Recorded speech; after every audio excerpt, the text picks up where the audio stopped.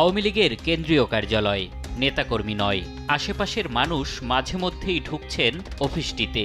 তবে দলীয় কোনো কর্মসূচি নয়, একান্তই প্রকৃতির ডাকে সাড়া দিতে।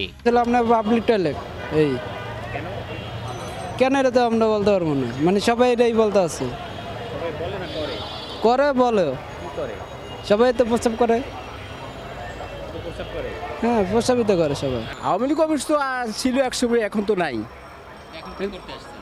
এখন আমি একটু প্রসাব করব। আওয়ামী লীগ সরকার পতনের পর এমন অবস্থা চলতে থাকায় দুর্গন্ধে এখানে 1 মিনিট অবস্থানই কষ্টসাধ্য হয়ে দাঁড়িয়েছে।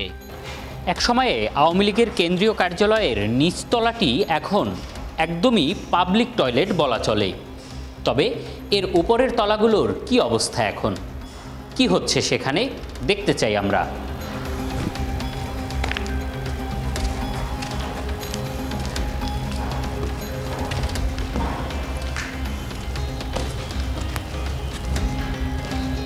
সিঁড়ি ধরে উপরে উঠতেই দেখা মেলে ভবঘুরেদের। শুধু আড্ডা নয়, রীতিমতো থাকার জায়গা দখল নিয়ে মারপিট করছে এরা। রুমগুলোর আসবাবপত্র তো নেই, দুর্বৃত্তরা খুলে নিয়েছে দরজা জানালা পর্যন্ত। তার মধ্যেই অপরাধের অভয়াশ্রম বানিয়ে ফেলেছে অপরাধীরা। চলছে অবাধে মাদক সেবন।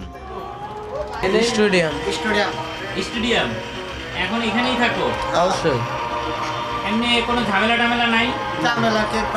এনে সবাই আয় হবে গাঞ্জা মাঞ্জা গাইতে হয়, প্রসাব করতে হয়, বাথরুম করতে হয়। এখানে মানুষ এখন বর্তমানে হাঁকতেছে, বাথরুম করে, প্রস্রাব করে এবং গাঞ্জা খায়, বাবা খায়। এখানের মানুষজন এখন এটাকে একটা আস্থানা বানিয়ে ফেলছে যে গাঞ্জা, বাবা, হিরোইন। রাত হলে দেখবেন যে অনেক লোকজন দল বাইদা উপরে ওঠে, উপরে ওইটা এগুলা খায়, মাদক সেবন করে, হাগে, বাথরুম করে, প্রস্রাব করে, যে যেমনে যার স্বাধীনতাভাবে চলতেছে, খাইতেছে এখানে।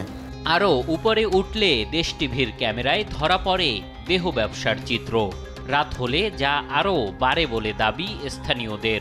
এখানে যে যারা নেশা করে, মাদক, গাঞ্জা, ইয়াবা এগুলা সেবন করে, রাতের দিকে মহিলারাও আনাগোনা হয়। অপরাধীদের অভয়াশ্রম থেকে রক্ষায় প্রশাসনের নজরদারি বাড়ানোর তাগিদ স্থানীয়দের। এম এ আজিম, দেশ টিভি, ঢাকা।